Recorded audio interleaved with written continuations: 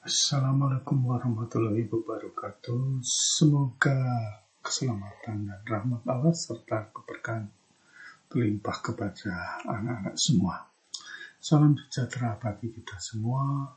Om Swastiastu, Namo Buddhaya, salam kebajikan. Anak-anak, sebelum pembelajaran silakan berdoa terlebih dahulu.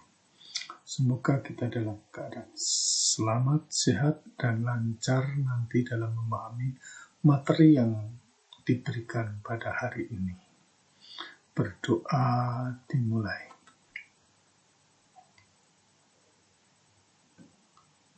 Berdoa selesai.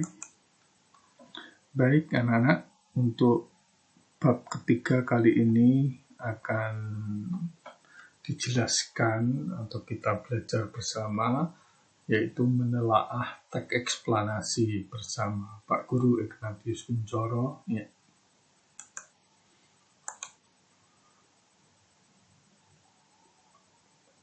Kompetensi dasar yang akan kalian pahami pada materi kali ini adalah 3.3, yaitu menelaah teks eksplanasi yang diperdengarkan atau dibaca.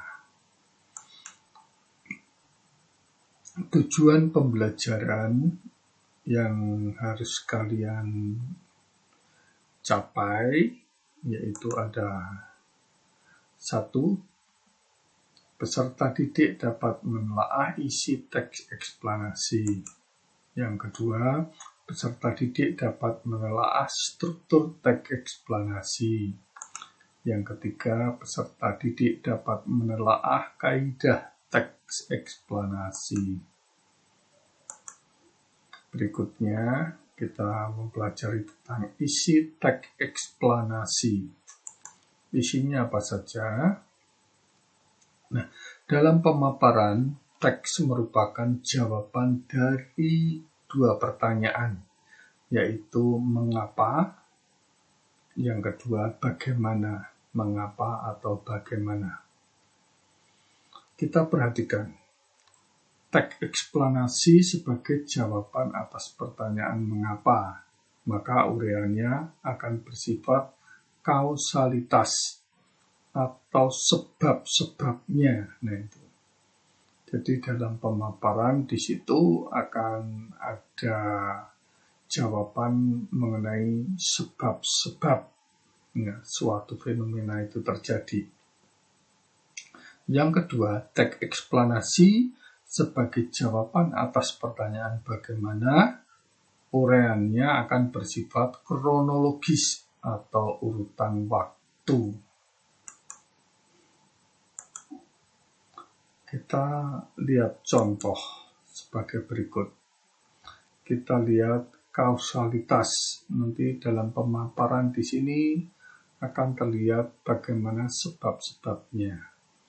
Proklamasi kemerdekaan Indonesia merupakan peristiwa bersejarah. Peristiwa harus diumumkan ke seluruh penjuru dunia. Oleh karena itu, beberapa saat setelah proklamasi itu dibacakan oleh Soekarno-Hatta, berbagai usaha dilakukan oleh para pejuang. Nah, ini ada kausalitas.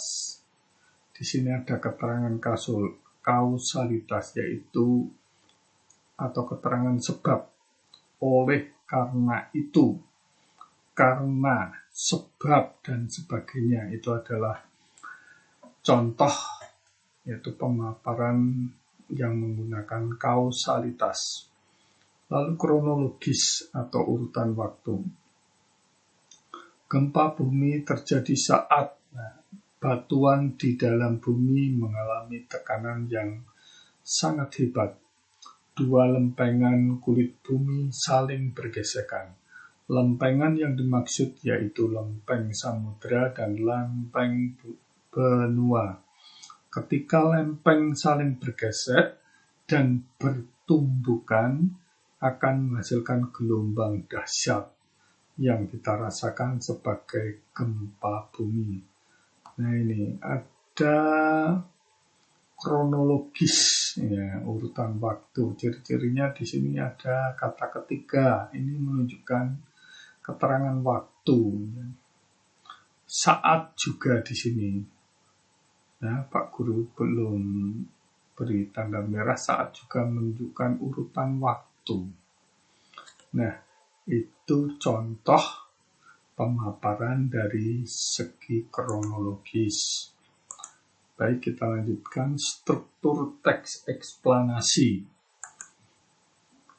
Nah, struktur teks eksplanasi diawali dengan ada 3 hal, yaitu pengenalan fenomena, yang kedua atau B, rangkaian peristiwa, nah, yang C, ulasan. Kita akan mengenal atau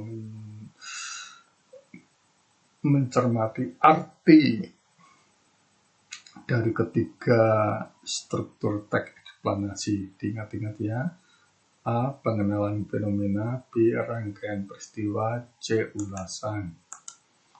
Baik, kita lihat arti identifikasi fenomena. Ya, identifikasi fenomena mengidentifikasi sesuatu yang akan diterangkan. Hal itu bisa terkait dengan fenomena alam, sosial, budaya, dan fenomena-fenomena lain. Untuk identifikasi fenomena, kita lihat contoh. Awal pemerintahan Kabupaten Bandung dimulai sejak Piagam Sultan Agung Mataram pada tanggal 20 April 1641. Tanggal tersebut ditetapkan sebagai hari jadi Kabupaten Bandung.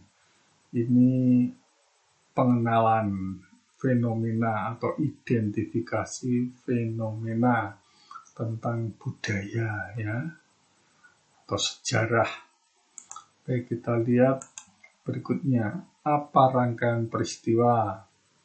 Kita lihat rangkaian kejadian sebagai perincian atas kejadian yang relevan dengan identifikasi fenomena. Bagian ini dapat disusun dengan pola kausalitas atau kronologis. Ingat ya, kausalitas dan kronologis. Sebab-sebab, kalau di sini kronologis urutan waktu. Contoh, pada tahun 1575 yang berkuasa di daerah ini adalah pemerintahan Islam. Dilanjutkan pemerintahan Mataram tahun 1621 sampai 1677 dan pemerintahan Belanda. Pada saat Mataram berkuasa itulah nama keprabuan diubah menjadi kabupaten. Nah, ini yang dimaksud dengan rangkaian kejadian. Ada peristiwa pada tahun 1575, kemudian bagaimana tahun 1621 sampai 1677. Ini merupakan rangkaian kejadian dari identifikasi fenomena sebelumnya tadi. Baik, apa ulasan? Ulasan berupa komentar atau penilaian tentang konsekuensi atas kejadian yang dipaparkan sebelumnya. Contoh, dengan demikian tropisme sesungguhnya merupakan gerak dari bagian tumbuhan yang disebabkan adanya rangsangan. Hal itu ternyata berbeda dengan gerak pasti. Arah gerak tropisme bergantung pada arah datangnya rangsangan. Nah, itu mengulas, memberikan komentar atau penilaian atas suatu peristiwa yang dipaparkan. Nah, itu mengulas. Berikutnya kita akan mempelajari yang terakhir, yang ketiga adalah kaidah kebahasaan teks eksplanasi. Ada 4 kaidah yang perlu kalian perhatikan anak-anak. Teks eksplanasi memiliki kaidah-kaidah kebahasaan yang relatif berbeda dengan teks lain. Kaidah-kaidah yang dimaksud sebagai berikut. A. Menggunakan konjungsi kausalitas. Antara lain diingat-ingat ya anak-anak. Sebab, karena, oleh sebab itu, oleh karena itu, sehingga. Ini diingat-ingat. Konjungsi kausalitas. Nah, ada contoh di sini. Nah, ini yang digarisbawahi mengakibatkan, disebabkan. Nanti suatu saat mungkin akan menemui paragraf yang menggunakan oleh sebab itu, karena, sebab, dan seterusnya. Itu adalah konjungsi kausalitas. Kita langsung ya berikutnya. Menggunakan konjungsi kronologis hubungan waktu atau urutan waktu seperti. Kemudian lalu setelah itu pada akhirnya saat, ketika, nah itu masuk dalam konjungsi kronologis. Nah, di situ ada contoh. Nah, ini yang di garis bawahi kemudian. Nah, itu. Nanti bisa dibaca sendiri. Ini satu paragraf. Nah, itu ada tanda-tanda ciri-ciri konjungsi kronologis, ada kemudian. Nah, atau hingga kini, nah itu juga termasuk ketika itu, nah itu ini juga ada, yaitu konjungsi kronologis. Kemudian yang C, menggunakan kata benda yang merujuk pada jenis fenomena, bukannya pada kata ganti. Penceritanya kata ganti yang dimaksud misalnya Kabupaten Bandung, burung, gerhana, kesenian daerah, perkembangan budaya Papua.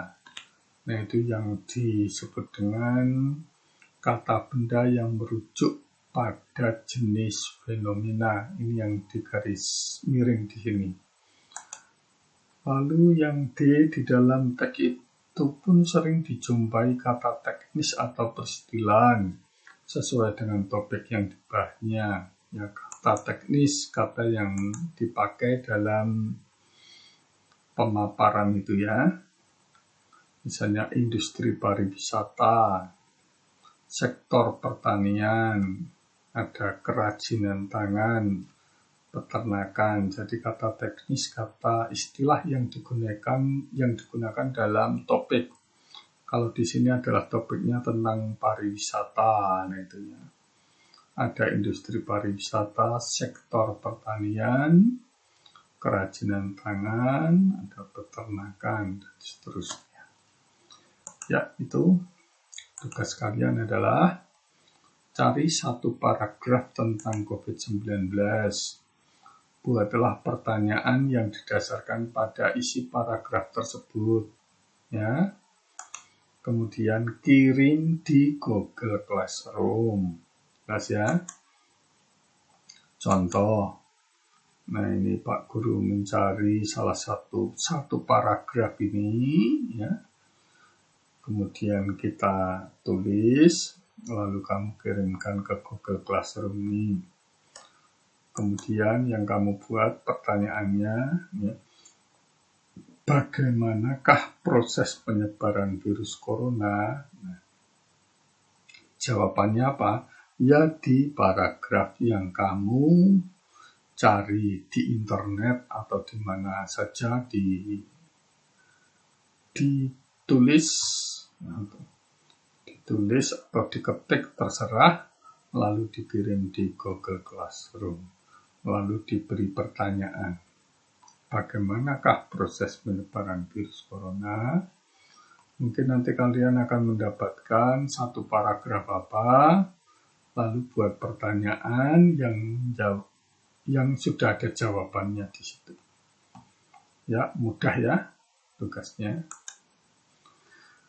Itu saja anak-anak. Sekian, terima kasih. Semoga pembelajaran ini bermanfaat dan kalian tetap selalu semangat dan bersukacita dalam belajar. Semangat!